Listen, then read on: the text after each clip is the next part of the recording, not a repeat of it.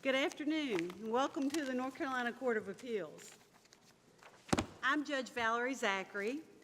To my right is Judge Fred Gore, and to my left is Judge Jefferson Griffin. Assisting us today is our Senior Deputy Clerk Eddie Sanders and Officer Richard Remillard. On the calendar this afternoon, we have In re Estate of Corbet, 22-526 and 22-618, on appeal from New Hanover County. These cases were consolidated for oral argument with 30 minutes allotted to the executrix appellant and 30 minutes allotted to the caveator wife.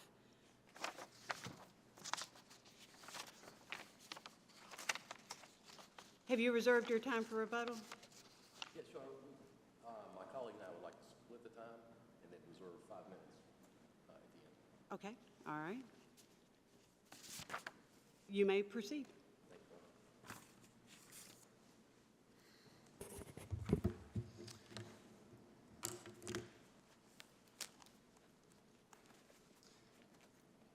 May it please the court. I am Tom Myrick. With me is my colleague Elena Mitchell. We are with Moore and Van Allen, and we represent the executrix appellant. As I just mentioned, we would like to split the time. I would like to reserve 15 minutes. Ms. Mitchell will have 10, and then we'd like to reserve 5 at the end. This case is about the will of Scott Corbet as part of his estate plan, which also included a trust. The trust has not been challenged in this case. We respectfully request this court to reverse the judgment entered by the trial judge and enter judgment for the executrix for 3 reasons. First, the judgment as it now stands sets a dangerous precedent for attorneys and CPAs who already have a fiduciary duty to their clients that they may be sued.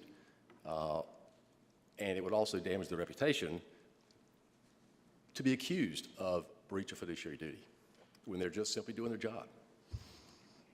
Secondly, the caveator's evidence was insufficient, one, to overcome the strong presumption in North Carolina that everyone has testamentary capacity to make a will. Even an insane person can make a will in a lucid moment. And 2, caveator failed to meet her burden of showing undue influence.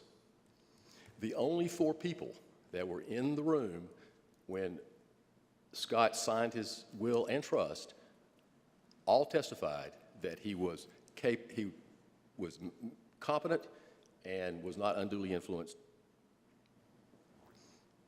Third, caveator signed an oath in which she, quote, swore, so help me God, that she believed the 2016 will at issue here was in fact Scott's last will and testament, and that she would, quote, well and truly execute the terms of the 2016 will.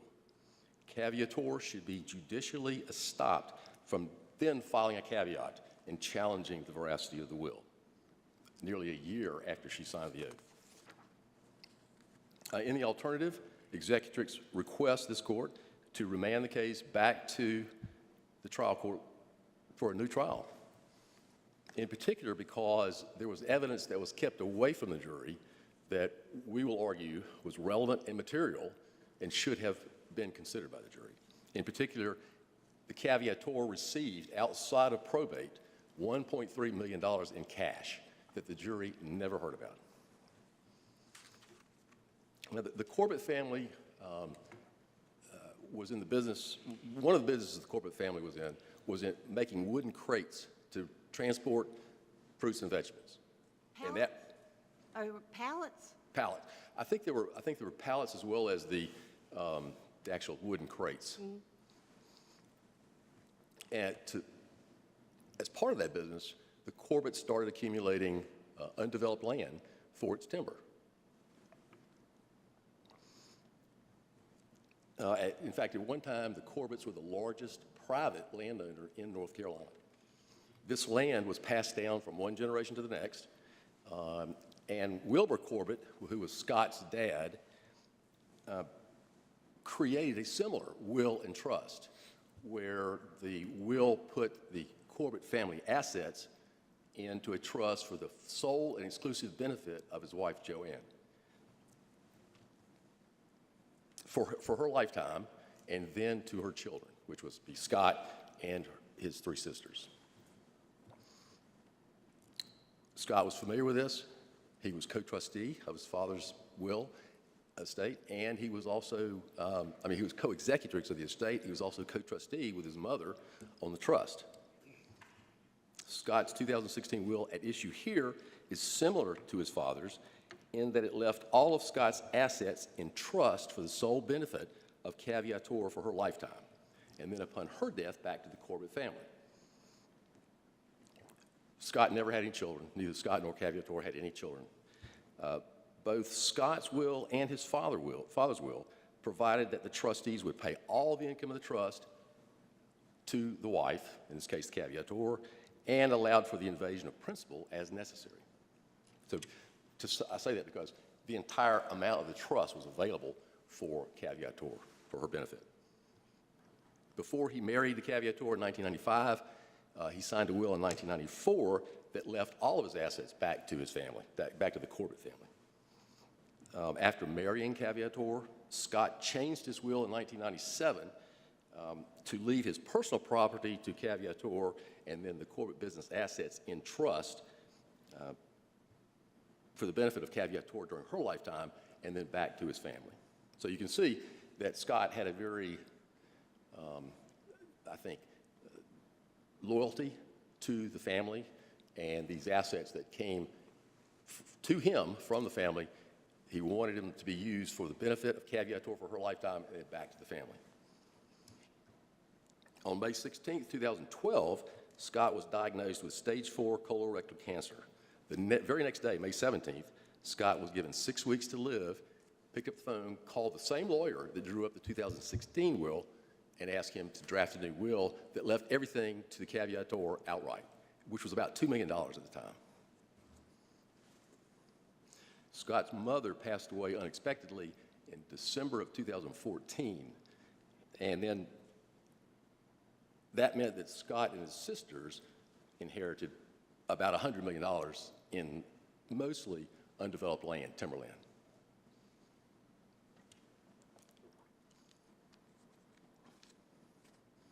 And Scott's share of that was $23.6 million. Now, this was a drastic change in his wealth. So the 2012 will was dealing with about $2 million in assets, which he left all to his wife, Caviator. His mother dies, he inherits another $23.6 million. He immediately goes and talks to his financial advisor and attorney, Mr. Warwick and Mr. Morgan, and decides he wants to change his estate plan. And then that's when he decided to leave the Corbett family assets, or all of his assets, including the Corbett family assets, in trust, because he knew there'd be almost $2 million, $1.3 million, going out right to her in cash. Was there ever any indication of why the attorney and CPA would want him to change his will? I mean, I understand they were not beneficiaries of the will, but Right. was there any other incidental benefit to them? Not that I know that's in the record. They got no compensation. In fact, I think the North Carolina statute,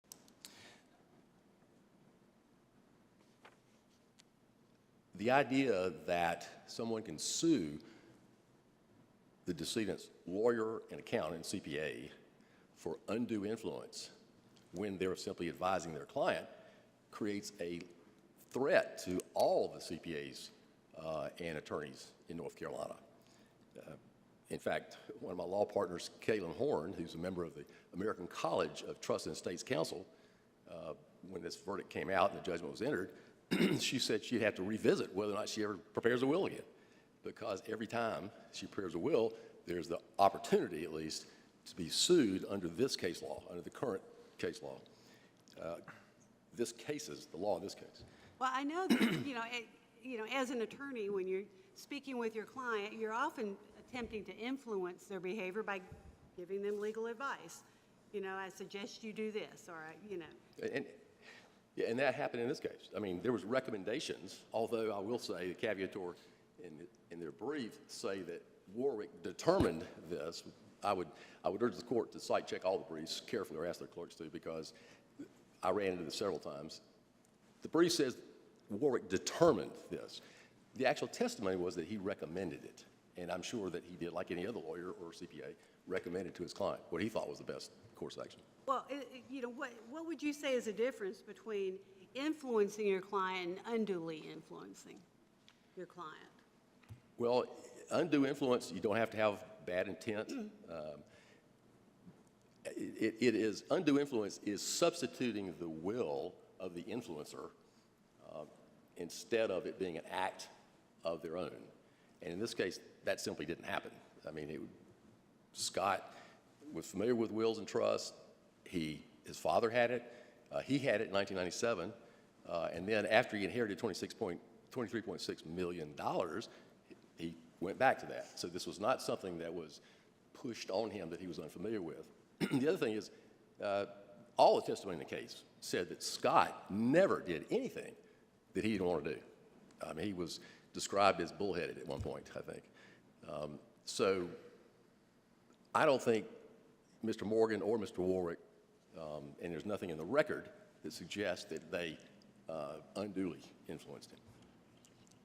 With regard to judicial estoppel, how did the wife gain an unfair advantage by presenting the 2016 will for probate? Well, you know, and then filing a caveat.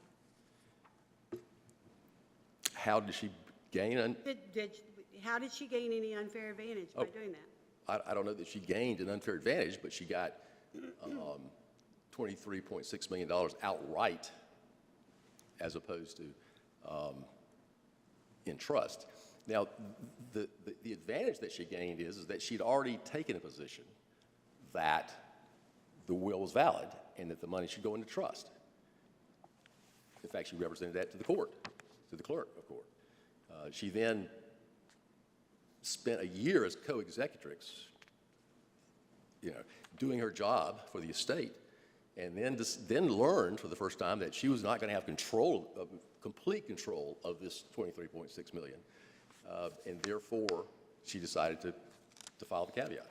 So, yeah, but I don't understand how her having presented the will for probate gave her any kind of unfair advantage. Well, the unfair advantage that the caveator got from presenting the will to probate is she was allowed to take two different factual positions.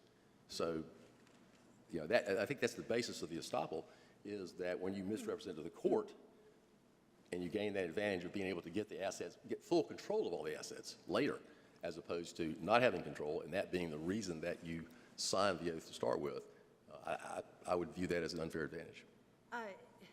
Was the estate prejudiced? Excuse me? Was the estate prejudiced by her presenting the will for probate and then caveating the will? Well, it was clearly, because that's why we're here. You know, by filing this caveat, by changing her position, and instead of saying and supporting the will, she now files a caveat. The estate is paying for all this. Well, I guess what I meant was there any prejudice to the estate from the unfair advantage that she gained, that you maintain that she gained? I think there is, in the sense that we have had to defend on behalf of the estate this caveat, which is. But you would have to, if she had never presented the will for probate, you would still have to defend a caveat if she had decided to caveat it. Right. The assets going into trust. The will was very simple. The wording of it was everything goes to trust, and that was it for the will. So the estate, under the original 2000, or the will that's been challenged in this case, did not have to deal with anything but just simply put the assets in trust. And now the estate has had to deal with this.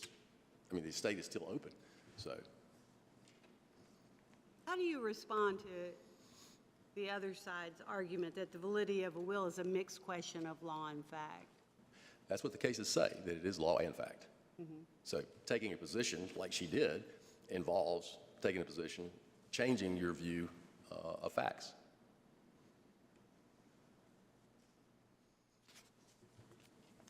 So the law in North Carolina requires, in order to have testamentary capacity, it requires that one comprehend the natural objects of their bounty, understands the kind, nature, and extent of his property, knows the manner in which he desires the act to take effect, and realize the effect the act will have upon his property. All of those, there's evidence of all of those in this case. In addition, North Carolina has a strong presumption that everyone has those four elements. Curiously, caveator never challenged the trust. It's the same standard as the will. Challenged the will, didn't challenge the trust. It is caveator's burden to prove that one of those four elements is missing, and they have not in this case. They've got lots of testimony of generalized lack of capacity before he signed the will and after he signed the will, but there was only 4 people that were in the room when he actually signed the will. All 4 of them testified that he was lucid, had conversations with them. In fact, one of the witnesses, or actually it was the notary, who worked for Mr. Morgan, the attorney, had seen Scott come in and out of his office from time to time, and Scott had asked her about how her cheerleading was going. She was a cheerleading coach. And when she walked into the room that day when he signed the will, that's the first thing he asked her about. Did all these folks testify at the trial?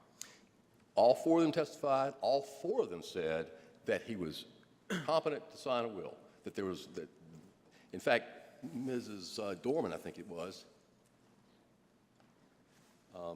said that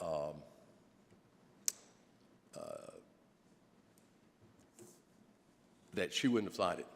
She wouldn't have signed as a witness if he. Would you agree that jurors are in the best position to judge credibility of witnesses? Well, they have all the evidence.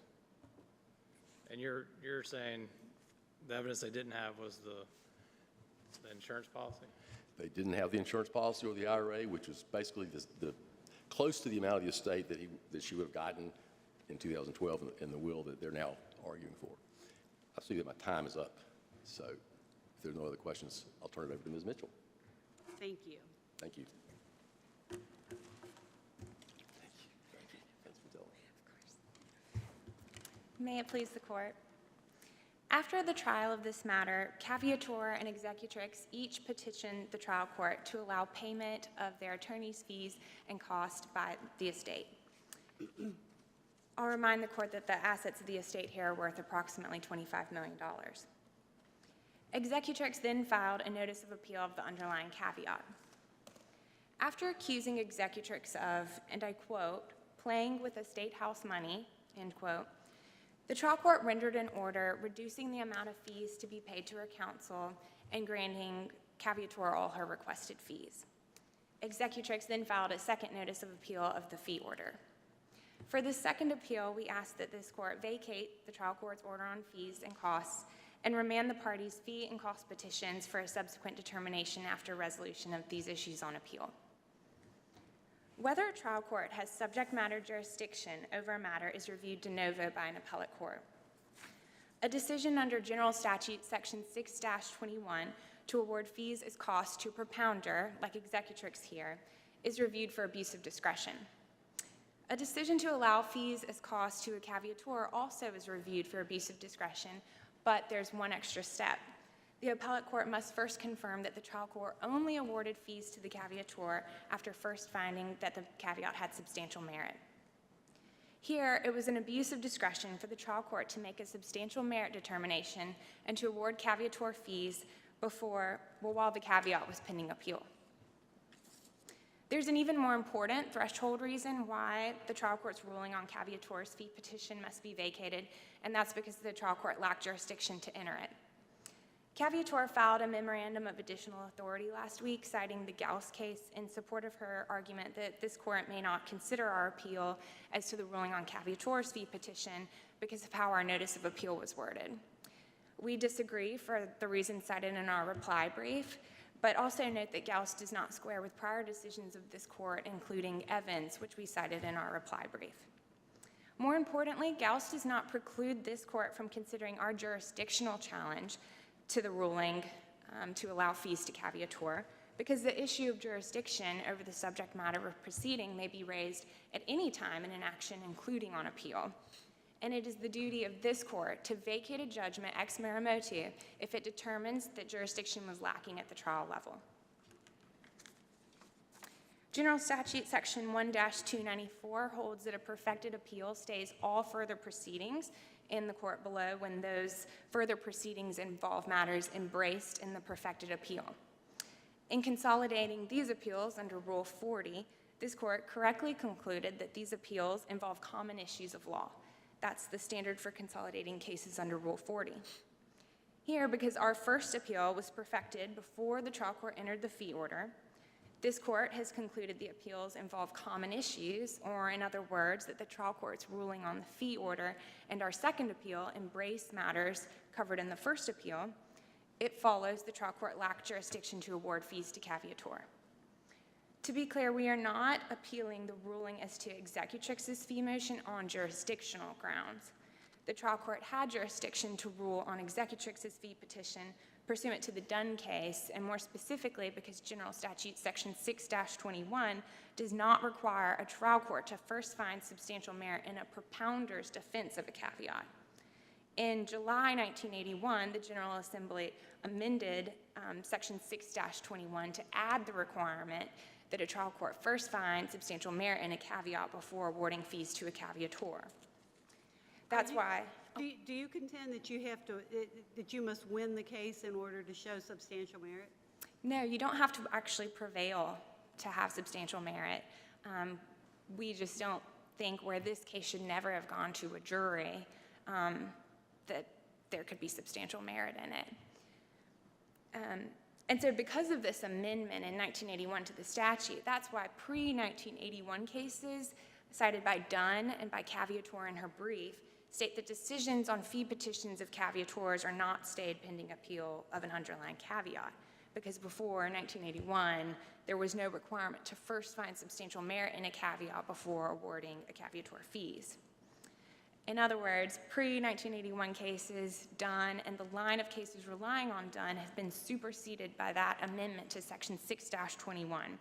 And it is no longer the case that a trial court has jurisdiction to rule on a caveator's fee petition when the underlying caveat is on appeal, because whether a caveat has substantial merit is inextricably intertwined with resolution of that appeal. The portion of the fee order ruling on Executrix's fee motion also must be vacated because it constitutes an abuse of discretion. Again, after accusing Executrix of, quote, playing with estate house money, the trial court then reduced the amount of fees to be awarded to her counsel. The trial court's unfortunate word choice suggests it was prejudiced against our client, and it's reversible error to base a decision on bias against a party. The fee order also incorporates an unconstitutional application of General Statute Section 6-21. By reducing the hourly rates of Charlotte attorneys and capping them at $500 an hour, solely because the caveat was filed in New Hanover County, the trial court applied Section 6-21 in one county so as to discriminate against attorneys from another county, constituting a local act. The trial court also abused its discretion in reducing the amount of fees to be awarded to counsel for Executrix, and again in capping those rates at $500 an hour based on a county-centric determination contrary to law. North Carolina Revised Rule of Professional Conduct 1.5a lists 8 factors to be considered when looking to the reasonableness of attorneys' fees, and the trial court here placed too much emphasis on a single factor. No statute or controlling case has previously restricted the term locality in subsection A3 to mean only the county in which litigation is pending and no wider area. Does that rule say how you have to weigh those factors? No, it just lists them to be considered, but here it just seemed like the trial court really reduced fees just because they looked at what might be allowed only in New Hanover County, didn't think any wider area could possibly be considered, but that's just not, the case law doesn't hold that. If we draw a county-by-county distinction in cases where fees may be awarded, we are placing a burden on the courts and on attorneys to determine reasonable rates to charge for various categories of cases in every single one of the 100 counties across North Carolina. We also risk discouraging attorneys from taking cases in certain counties and ultimately restricting clients' options in terms of choice of counsel. Well, did the trial court actually cap attorney's fees for lawyers from Charlotte at $500 an hour, or was it, or did the trial court do that in consideration of the difficulty of the case presented? He did note that there were complex issues of law and fact involved here, but one way you can look at this ruling, the most he allowed was $500 an hour for any of our attorneys without explanation of why that number was chosen.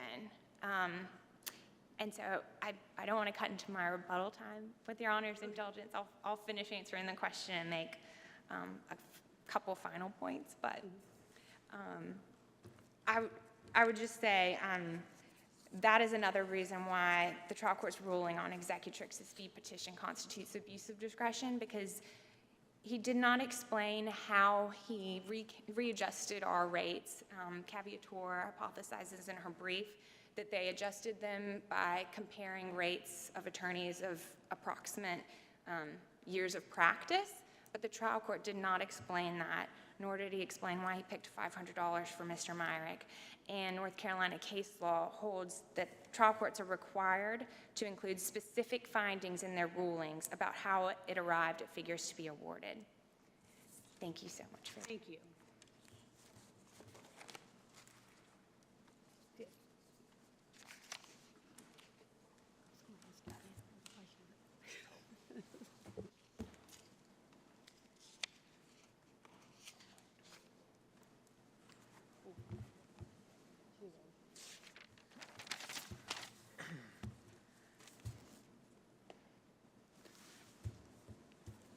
May it please the court, I'm Jimmy Adams from the Brooks Pierce Law Firm in Greensboro, along with Dan Colston and my partner Thomas Varnum, and we have the honor of representing Diana Corbett, the caviator in this matter. Your Honor, let me speak first to the last thing that Ms. Mitchell said. I'm going to go a little bit out of order, but since it's fresh in my mind and fresh in yours. At page 188 of the record, there was attached an email from Judge Carmichael, who of course had been the trial judge and sat through all 3 weeks, considered the JNOV and directed verdict motions and the new trial motions, and then separately considered the fee petitions. And he clearly stated at page 188 of the record that based on the comparable hour rates for partners and associates that the court has accepted as reasonable and allowed for the attorneys for the caviator, that's the basis for setting the rates. It's a misrepresentation of the record to suggest that Judge Carmichael didn't specifically state his basis in his reasoning. His basis in his reasoning was that the locality of New Hanover County, based on the affidavits from the local New Hanover lawyers as to what was reasonable and appropriate, as compared to the affidavit from Ms. Arias and Mr. Myrick, is about rates generally.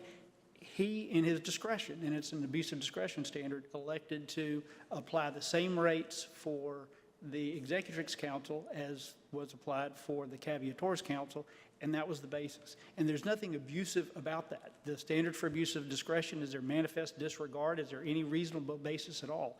And page 188 of the record is absolutely crystal clear that he had a good faith, reasonable basis for setting the rates that he set.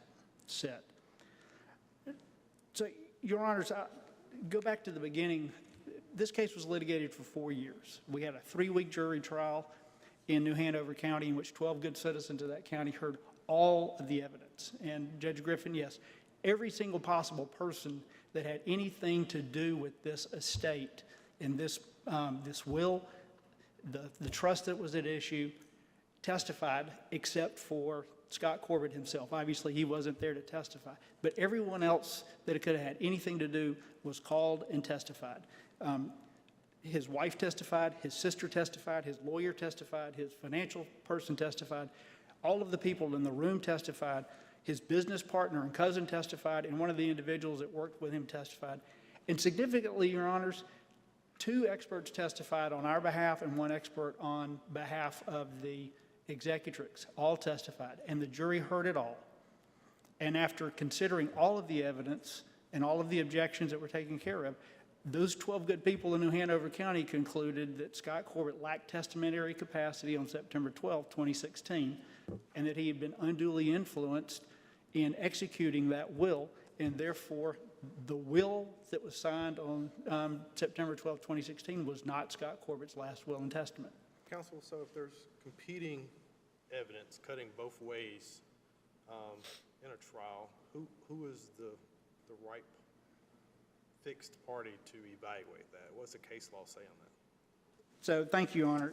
The standard on a motion for JNOV is that the non-moving party gets the benefit of all the inferences, and all of the facts have to be viewed in our favor. And so, in the first matter, the jury decides. But once the jury has decided, the standard for this court is to take all of the evidence, look at it as much in favor as is reasonable and possible, and give us all inferences. And then most importantly, the standard is as long as there is a scintilla, more than a scintilla of evidence, which is just a little bit of evidence, that's enough. And this court, any appellate court, essentially defers to the jury, because the jury heard it all. They heard all the witnesses. They saw all the people. They saw all the documents. And that's exactly what is the situation here. This jury heard everything. And as a result of that standard, Judge Gore, okay, I just wanna We're fine, go I ahead. want to make sure. No, something fell down over here. As a result of that standard, our Supreme Court has said that reversing a JNOV or even granting a JNOV should be cautiously and sparingly granted. That's based from as long ago as 1985 and before that. And that there is a heavy burden, in this case on the executrix, to overturn a jury verdict. So with respect to the 2 factual issues that the executrix raises, the issue of capacity and the issue of undue influence, that's the standard. Is there more than a scintilla, and a scintilla is not much, of evidence to support those verdicts? And the clear answer here is absolutely yes. Judge Carmichael considered that on his JNOV motion. The jury considered all the issues, and you can tell from the transcript, they were not out very long to reach that decision.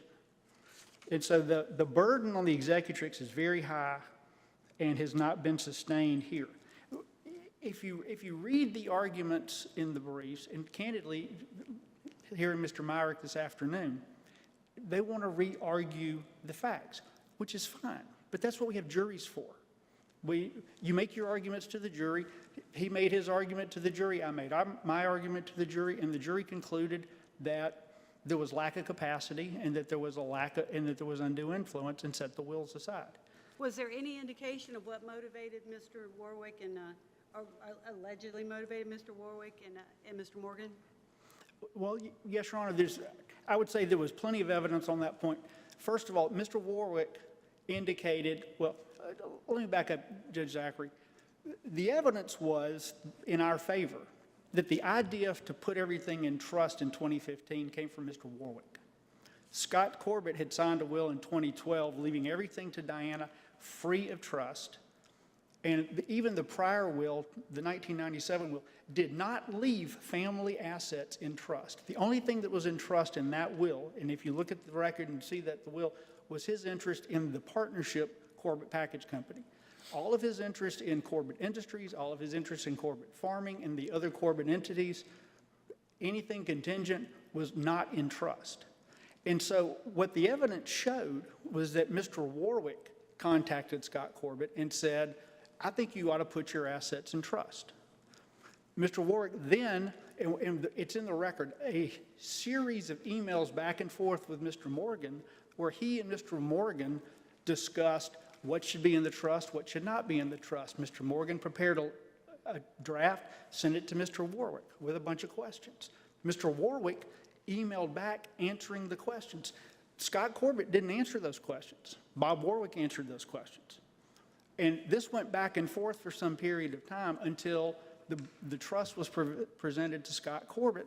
And the email in the record from Bob Warwick says that he told Scott he should go ahead and sign it, even though it wasn't perfect, and even though there were blanks. There were blanks for if all of the contingent beneficiaries fail, who would you leave it to? Usually, some sort of charity. Who are going to be the trustees of the trust? Those blanks were there to be filled in by someone. They were never filled in. Scott didn't sign it. In fact, and this is one of the things that's, I think we left it out of our brief, and it's certainly not in the executrix brief. Bob Warwick took detailed notes of every single meeting that he had with Scott Corbett. Richard Morgan took notes of his meetings. After that May 15 meeting where Warwick said, here, Scott, here's a draft. The evidence was that draft document ended up in Scott's office in a corner under 4 bins behind a chair next to a filing cabinet. And the evidence from his cousin was that anything that Scott was working on was on his desk. After May of 2015, there were no conversations between Scott and Bob Warwick about that trust, no conversations about with Scott and Richard Morgan about that trust, other than one time when Morgan said, Scott, what about the trust? And the evidence is Scott did not respond. Okay, so I understand that Mr. Warwick instigated the preparation of the will, but what would motivate him to do that? What motivated him, Your Honor, is he testified that it is his practice to place assets of wealthy people into trust. It's what he did with Scott's dad. It's what he wanted to do with Scott. I have absolutely, the evidence probably was Bob Warwick was doing what Bob Warwick thought was best for Scott. But that's not the standard. The standard is, what did Scott want to do? And undue influence is a substitution of one person's mind for the mind of the person signing the will. And the evidence, as the jury found, was crystal clear that it was Bob Warwick who came up with the idea for the trust. But, Your Honor, I think the real evidence of the motivation is that on September the 12th, it had been 15 months since there had been any conversation about this trust. Bob Warwick called Richard Morgan that morning after hearing that Scott may be dying and said, Morgan, that trust that we looked at 15 months ago, pull it back up on your computer. Let me tell you how to fill in these blanks. Now I want you to prepare a pour-over will. And there's no evidence that there was any conversation about the pour-over will in any of the Warwick said, yeah, we talked about it. But there's no, in none of those notes was there a reference to a pour-over will. Then let's go to the hospital, meet me at the hospital, and we'll have these documents signed. So in 2012, Scott called his lawyer, and the notes from his lawyer are in the record. This is what I want to do. This is how I want to do it. He called him on May 16th, 2012. He called him back on May 17, 2012. Then he came to the office with his wife, his mother, his cousin, and his future sister-in-law, his family, and they executed that 2012 will. Scott was completely out of his mind on September 12, 2016, as evidenced by the record. The medication that he was on, our experts have testified to that. There's ample evidence that he did not understand what was going on. But the thing that is, no one has said, Scott did not call his lawyer and say, come up here and bring me these documents. Scott did not call Warwick and say, come bring me these documents. Scott did not know anybody was coming. Scott did not know these documents were coming. Scott had never seen that will in the form, well, he'd never seen the will, period. And he'd only seen the trust in a draft form with a bunch of blanks. And the evidence is from his lawyer. He did not read the document, but yet the evidence is Scott read everything. The evidence is that Scott was there for an hour, and they didn't give him the document to read during the hour where they were waiting for the third witness. And the evidence is that nobody read the documents to Scott. And then after they were signed, they were put in Morgan's briefcase and they left with no copies. The only copy that anyone has evidence of is that it was emailed to Scott 4 days later, and the only evidence is Scott did not open the email. So, Your Honor, it's a long-winded answer to say the evidence of motivation is that Scott Corbett had no notion that this was ever going to happen. He didn't plan it. He didn't ask for it. Morgan was the driving force behind it. That's the evidence of the motivation. And the motivation was to do for Scott what he had done for Scott's father. So, Your Honor, with respect to undue influence, I think it is crucial that the court recognize, which I know it does, that the elements of undue influence as set forth in the Andrews case doesn't say anything about accepting fiduciaries or lawyers or accountants or anyone of that nature. They're not excluded. The elements are simple. A person who is subject to influence, that was Scott, he was sick. An opportunity to exert influence, they came to the hospital when he was on his deathbed and otherwise incapacitated. A disposition doesn't even have to be motivation, but the disposition is evident from the facts, and then a result indicating undue influence. There's nothing there indicating that you have to have an ill motive or a bad motive. In fact, the evidence is, the law from the Jones case says that it does not require moral turpitude or a bad or improper motive. It may be exerted even by a person with the best of motives. So, because the issue of undue influence is it my will or is it somebody else's? So, Judge Zachary, you asked a question earlier about influence versus undue influence. Well, if I'm preparing a will and my client comes to me and says, I want to do this and this and this and this and this, and I say, okay, well, let me explain. If you do this, this happens. If you do this, this may happen. You may need to think about these things. But ultimately, they make the decision. That is a far cry. Well, so they make the decision. We prepare a will. We send it to them. We give them a chance to read it. We have questions. They can ask us things. That's a far cry from never seeing it in the first place. Here, sign this. We're not even going to read it to you.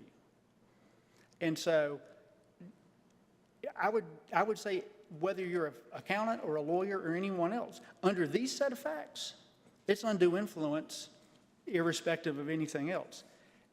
Garden variety situation, you won't have it. But under these facts, the jury found that it was undue influence.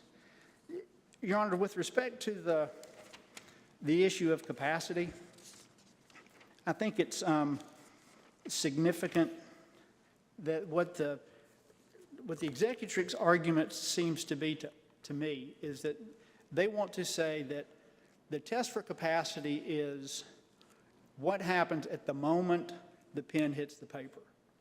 And that means that the only people that are relevant to determination of whether or not a testator or testatrix has capacity are the people in the room. And that's what you heard Mr. Myrick argue, is that those 4 people that were in the room, they said that they thought that Scott Corbett was lucid and understand what he was doing. There's no case law to support that narrow reading of the law of capacity. And I would submit that the reason that they are arguing an effort to shrink the law is because they don't have any evidence that falls outside of that 1 hour with those 4 individuals, 2 of which are the undue influencers, one of which is Mr. Morgan's receptionist, and Ms. Melton was the receptionist for a client of Mr. Warwick. So they're all kind of related to each other by relationship and friend to Mr. Warwick and Mr. Morgan. The law in North Carolina is absolutely crystal clear that reasonable amount of time, both before and after the execution, is relevant material to whether a testator has capacity. Even the Hall case goes back for 2 years. Phillips' case talks about it being months. Our evidence is hours and minutes, at most days. If that's not specific, I don't know what is. The evidence is that Scott Corbett came to the hospital in extreme pain, that he was septic, that he immediately went on opioids that he had not been on before that. The medical record is clear. The testimony from Diana was clear. Scott was not taking opioids because he was not having a pain problem. He was having delusions. He was having hallucinations. His cousin, the day before, said that he was basically completely out of his mind. The day of the will signing, the nurse said he failed a neurological test. He was confused. He didn't know what he was doing. She would not have let him sign documents if she had known. Scott's own words when he got to Duke was that he couldn't remember what had happened in the last week and a half. His doctor, after he saw him, said that Scott was more confused than he'd been. I mean, the evidence here is just replete. Plus, we have experts. And in none of the other cases that I saw was there any expert testimony where we had two experts that testified that in their medical opinion, and with respect to one that was a psychologist, in her opinion, at the time Scott signed the will, he didn't have the ability to understand what he was doing, which is in effect the same definition of capacity. That is more than a scintilla to survive a JNOV motion and for this court to affirm. Your Honor, with respect to the judicial estoppel argument, I think I heard Mr. Myrick concede that whether something is a will is a mixed question of law and fact. The Shepard case is directly on point on that. In that case, the Court of Appeals said because it's a mixed question of law or fact as to whether something is a will, judicial estoppel doesn't even apply. And I think the other thing that you have to think about, Your Honors, is the argument that by signing an oath, you have therefore forever foreclosed yourself from being able to caveat a will, changes the standard for judicial estoppel, which is one of discretion in order to protect the courts, and made a bright line legal test that once you have signed that document that says an oath, you are forever foreclosed. Well, Judge Gorham, at summary judgment, elected not to apply judicial estoppel. Judge Carmichael, both at directed verdict and JNOV, in their discretion, elected not to apply judicial estoppel. And I think it's significant, again, there are cases that we have cited where caveators had previously signed oaths and were still allowed to caveat wills, admittedly under different facts. I'm not suggesting that any of those cases are exactly the same facts. But if a court had wanted to say it's a bright line rule, those cases would have compelled a bright line rule. I mean, even in the Covington case, the court required the caveator to go back and resign from the estate, but then allowed the caveat to go forward. But the point there is that a caveat, I mean, judicial estoppel is to protect the courts. In this situation, after the caveat was filed, because these things were done simultaneous, Ms. Corbett filed a motion with the clerk to withdraw by statute, which is allowed. The clerk allowed it, and the executrix consented to it after the caveat had already been filed. And the other thing I would note, Your Honor, is it says, the oath says, I believe, and belief is inherently not a factual question anyway. It's a matter of opinion, which under the fraud jurisprudence of North Carolina is not considered to be a fact either. Your Honors, with respect to the evidence issue, I think Judge Carmichael, in his discretion, under Rule 403, concluded that it would be unduly prejudicial to allow the evidence about the insurance and the 401k, especially in light of the testimony of Violet Price, who was proffered by the executrix, that all of those decisions had happened in the early 2000s, long before even the 2012 will was executed, long before the 2016 will was executed, and there was no record discussion between Scott and anyone, Morgan or Warwick, about those elements in connection with the preparation of the trust in 2015 that was not signed. And of course, no discussion with anybody in 2016 because Scott Corbett didn't talk to anybody in 2016. The documents just showed up and got signed. So they're not relevant to the issues on capacity of understanding those things that need to be understood. they're not relevant on the issues of substantial prejudice, of undue influence. But more importantly, even if this court were to find that they were relevant, and you're supposed to give great deference to Judge Carmichael because he was there and heard all the evidence on the relevancy issue, it's an abuse of discretion standard for 403, and he stated his reasoning, which was he was afraid that the jury would be unduly influenced, unduly persuaded that 1.3 million would be enough for somebody and not look at the facts as they were. Was the evidence admitted during Mr. Warwick's testimony?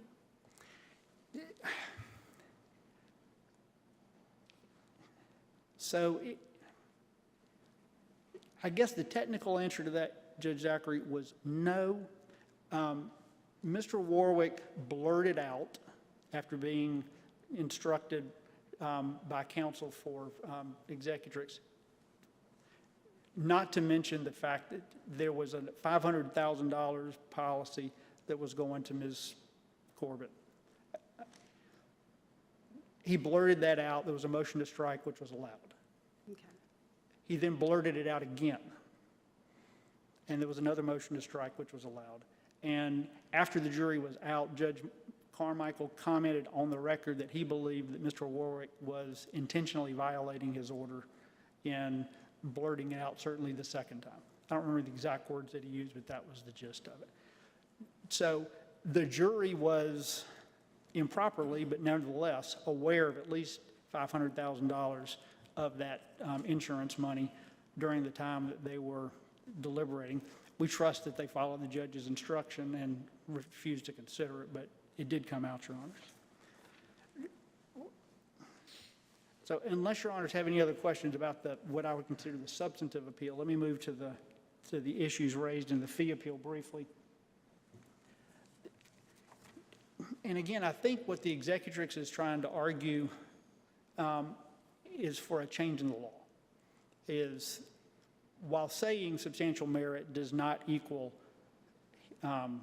prevailing party, that's in effect what they're arguing. They want substantial merit to change to a prevailing party status. I mean, the Bateshore case from 2010 is absolutely crystal clear that the court has already held, and I'm quoting, that a trial court may enter an award of attorney's fees following notice of appeal from a prior judgment in a caveat proceeding. I mean, Judge Carmichael absolutely had jurisdiction under Bateshore and under Dunn and under all of the cases that have held that substantial merit is not prevailing party, and he said so. I mean, in his order, both the actual order that he signed as well as the email that he sent in connection with the preparation of the order,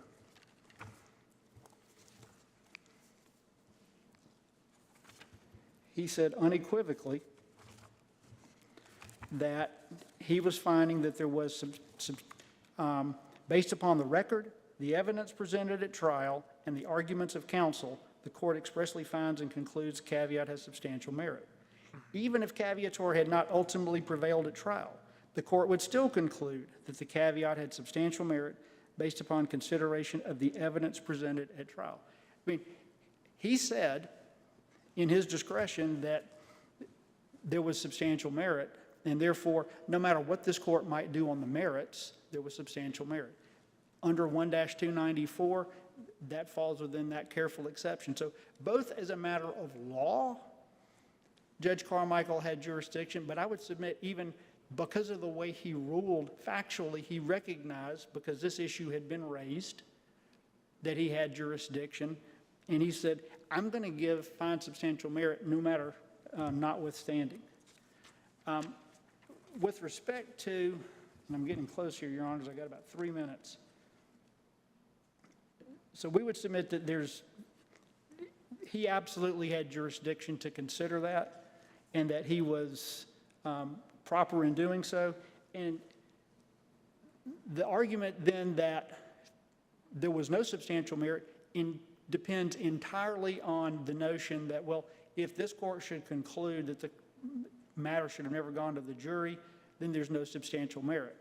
Well, that by definition is prevailing party.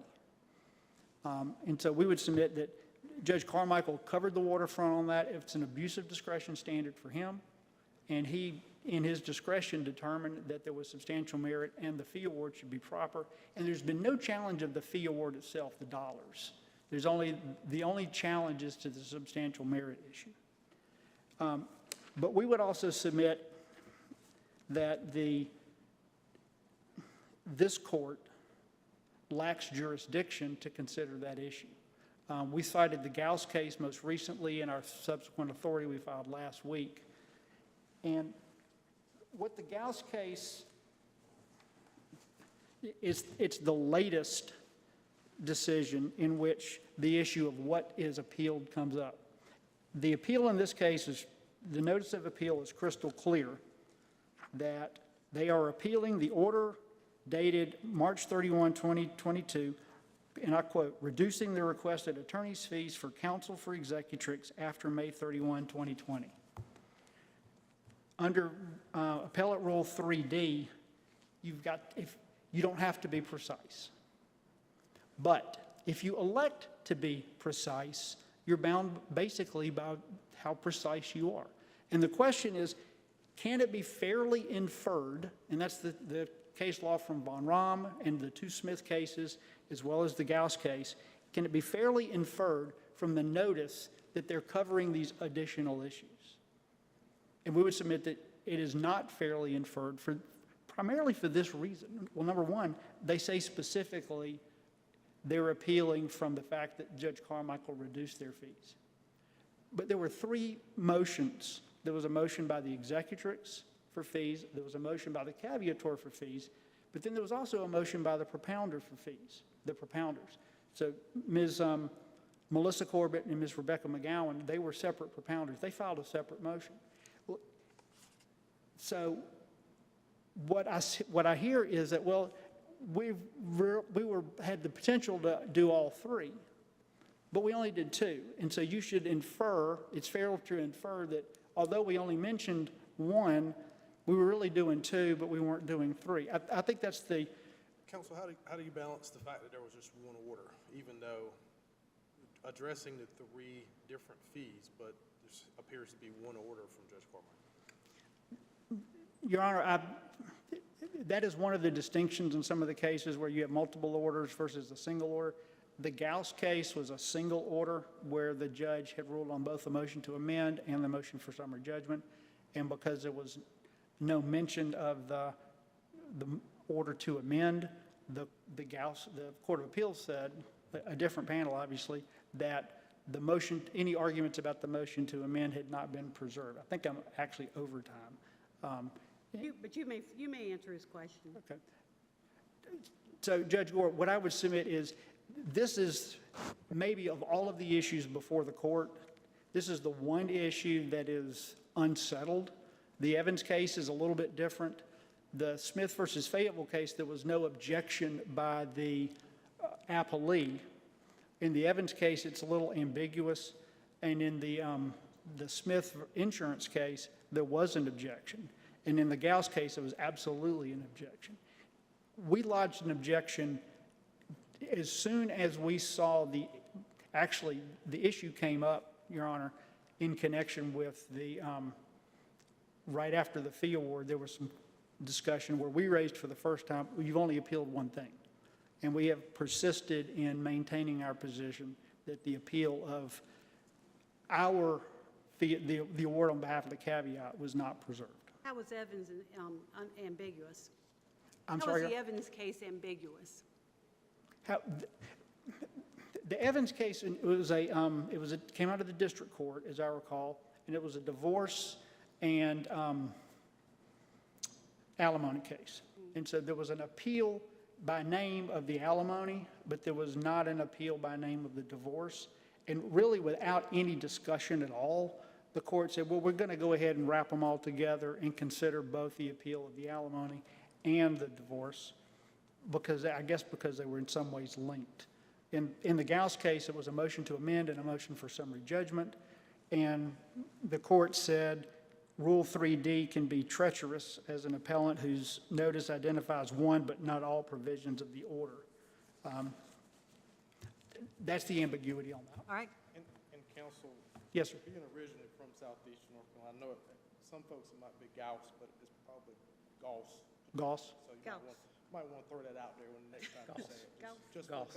for the members of the Gauss family from all of Brunswick I'll- and Manatee County. I'll try to remember that, Your Honor. Thank you. Well, he's done that. It's on the record. Lord God. Thank you. Thank you very much, Your Honor. I saw that.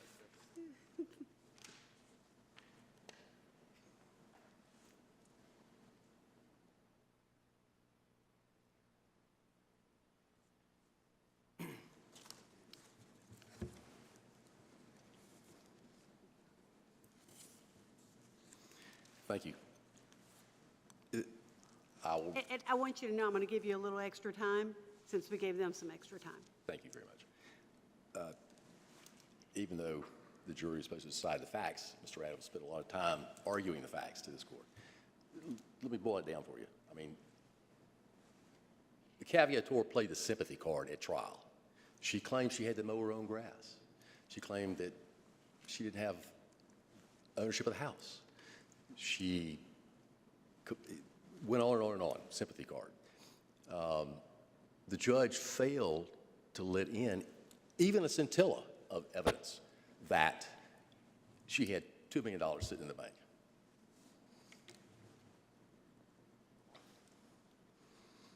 The idea of the trust may have come from Warwick or Morgan, but that's what they're paid to do. That's what you hire lawyers and accountants to do, is to say, here's how you should do this, or here's the options that you have to do this, and here are the consequences of this one versus that one.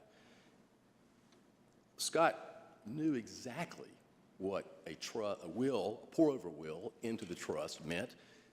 His father had one. He was the co-executor and co-trustee. He dealt with it daily. Then he had it in his 1997 will. So he knew what he was signing.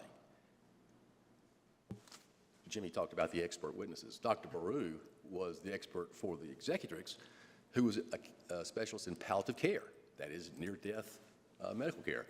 He was impressed by the fact that the notary walked in the room and Scott started talking to her about her cheerleading. He said, you know, if he was incompetent, he would not have done that. So, once again, that's for the jury, but there is lots of evidence that he was, in fact, competent, and nobody knows what was said in that room when he signed his will, except the 4 people in there, all of whom testified he was competent. Counsel, what about the, I guess, the question I want to flesh out is the blank terms, the terms that could have been still blank in the trust and the will. How do you address that on appeal? As far as making sure that we had a complete document that he knowingly and intelligently was able to sign, knowing that there could have been sections missing? I would suggest to you that happens all the time. Attorneys that draft wills, they get calls in the middle of the night. He's in the hospital, hurry, go get it. And that's what happened here. You know, they found out he was in the hospital, and it's interesting, Mr. Warwick didn't call to ask if he could come. The caveator called Mr. Warwick and said, you have any important documents he needs to sign? And that's when he called Morgan and said, get me a will, a pour-over will. All it says is put everything in trust. And Mr. Morgan is the only one that could testify to that. He testified when he had Scott sign the will. He said, this is a will, all it does is pour it into the trust, and he asked him the standard questions that are the 4 elements that I mentioned earlier. There's not a scintilla of evidence to contradict that.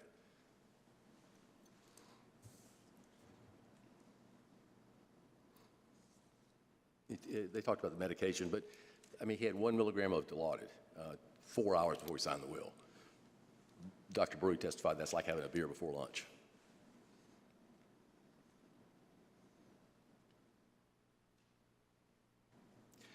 Caveator claims that Mr. Warwick, they talk about how he was not aware that he signed something, but Caveator testified that in October, shortly after the will was signed, when Mr. Morgan sent a copy of his will after it was signed, Caveator testified that she talked to Scott about the will and trust that Mr. Morgan emailed to him that was already signed, and he said, Mr. Warwick made me sign it. He didn't do a thing. By their own testimony, he read the will and trust after it was signed and chose not to change it, not to do anything. I mean, the case was poor, poor, pitiful me. That was the theme of the Caviar's case. In fact, in the closing argument, I would invite you to read the transcript. In closing argument, they came very close to saying those words, poor, poor, pitiful me. They basically said that the will left her nothing. Well, that's true, but that's deceptive because he left her $1.3 million in cash. Nothing of that came in. I'd like to hear your thoughts on whether or not, given the changes in our state, we should adhere to a local determination of what's a reasonable attorney's fee as opposed to having, as opposed to statewide. I can understand, we can say we're not going to allow someone to come in and say, well, this is what they charge in New York City. Right. Okay. How would you explain why we should have a statewide a determination of what's a reasonable rate? Well, I think the reasonable test goes to not only locality, and I think in this state it should be the locality as a state, or if not, something larger than just New Hanover County. I mean, Brooks Pierce is at Greensboro. That's exactly the same distance from New Hanover County as Charlotte is. So it needs to incorporate a larger area. I would suggest the state, because they're all licensed by all of the attorneys in North Carolina are licensed by the state, and they have a fiduciary obligation not to charge their client unreasonable fees. So that's a sensitive point with me because I suffered the brunt of this. But I think it's reasonable to look at an attorney's qualifications, all the lodestar tests that are used in federal court. Locality, I think you're right. You should keep New York lawyers out if they're charging $5,000 an hour. I think that would be unreasonable. But in North Carolina, I think that reasonableness doesn't hinge on being from New Hanover County. Thank you. I'd like to let Ms. Mitchell have just a word, if that's right. Just briefly. Ms. Mitchell, in your brevity, address that Rule 3 argument the council raised. The Rule 3 argument about how our notice of appeal was worded, I'll start there. Again, I would just note that the Gauss case, and I am the one that mispronounced that in the first place, so I'll apologize for that, but the Gauss case, it's almost the exact opposite of the Evans case, which also involved one order. And the court there found that the qualifying or the descriptive phrase used to describe that one order, I mean, the order was identified. That's what Rule 3 requires. And the fact that the order contained multiple rulings, it was reasonable to find that the notice of appeal met the spirit of Rule 3, and the appellees should have been on notice that everything contained in the order was being appealed. To the Bates-Shora case that was also mentioned, I would just note that that is one of those cases in the line that cites Dunn and has really been superseded by the 1981 amendment to Section 6-21. We would urge you to look at the Gibbons versus Cole case as an example instead. And then if you look at the order, the fee order itself that starts on the record page 249, it does not contain the language that was cited as being an explanation for where the $500 cap came from. I believe counsel was citing email correspondence from the court to the parties about the petitions, and that language does not appear in the order. So those were just my final points. I'm happy to answer any other questions. Any further questions? I'm set. Thank you very much. That concludes oral argument. We'll take this matter under advisement. I want to thank you, counsel, for your excellent arguments. We may adjourn.